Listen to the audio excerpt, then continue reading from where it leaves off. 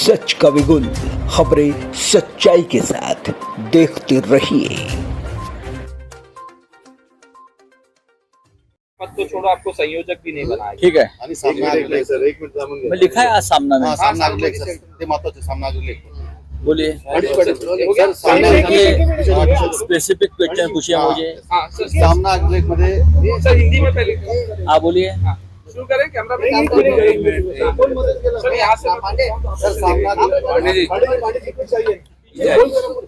Sir मला एक minute थांब जरा.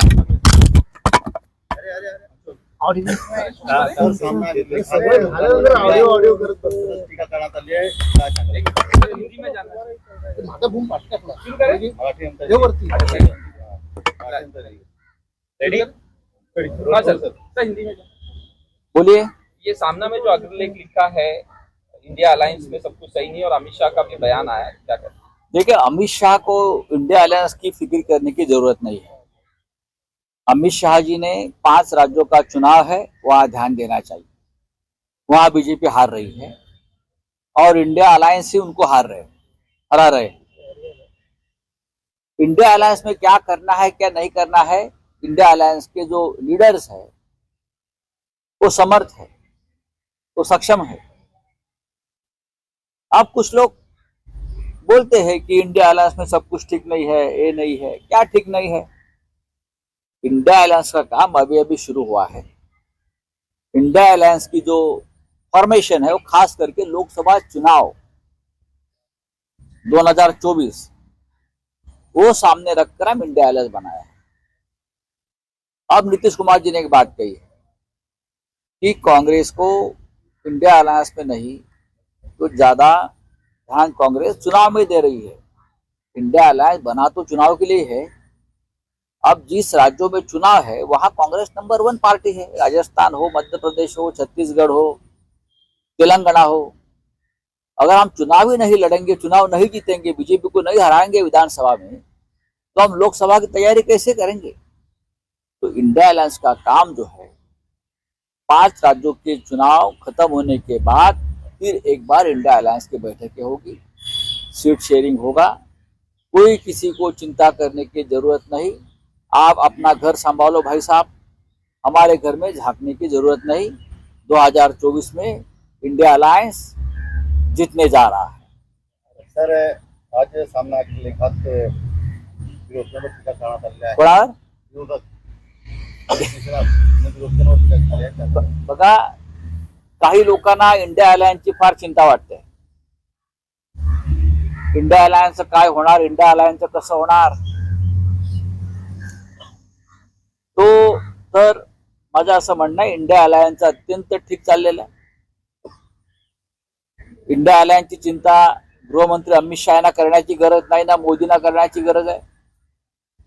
नीतीश कुमार जी को आंख मिचोली करने की जरूरत नहीं है. नीतीश कुमार जी इंडिया अलायन्स के प्रमुख स्तंभ है.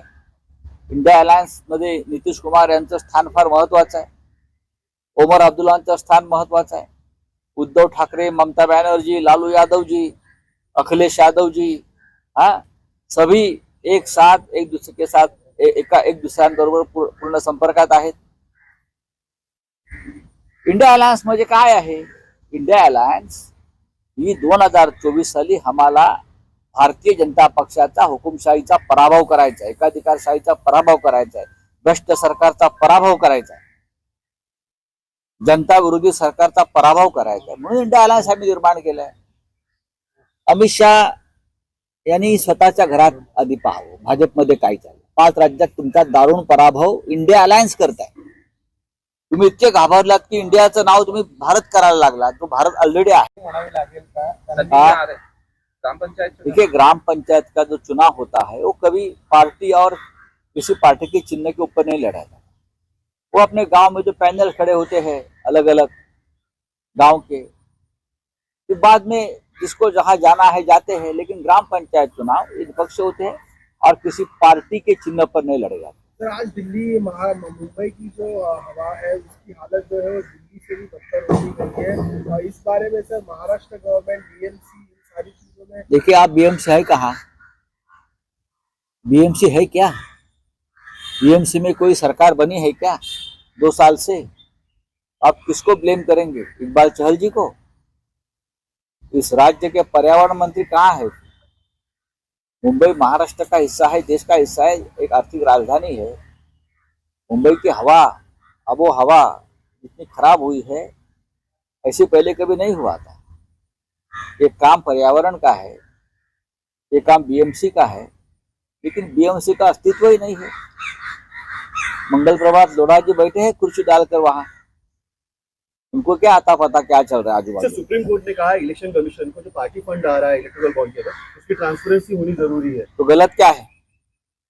एक पार्टी के अकाउंट में 5,000 करोड़ आता है और ये 5,000 करोड़ कहां से आता है, किसने दिए, क्यों दिए, उसका पता नहीं। और जो और पार्टी है उनको तो कोई फंड नहीं मिलता। एक ही पार्टी को 5,000 करोड़ कहां से आते हैं ये जनता को जानने का अधिकार नहीं? पीएम केयर फंड में लाखों करोड़ आते हैं, जनता को जानने का अधिकार नहीं? समझना चाहिए। कहीं ना कहीं हवा लगा इसमें हो सकता है, ईडी को पता होना चाहिए। ईडी 5,000 रुपए का इन्वेस्टिगेशन करने के लिए घर में जाते हैं भाजपा के अपोजिशन के लोगों के पास, तो 5,000 करोड़ कहां से आए?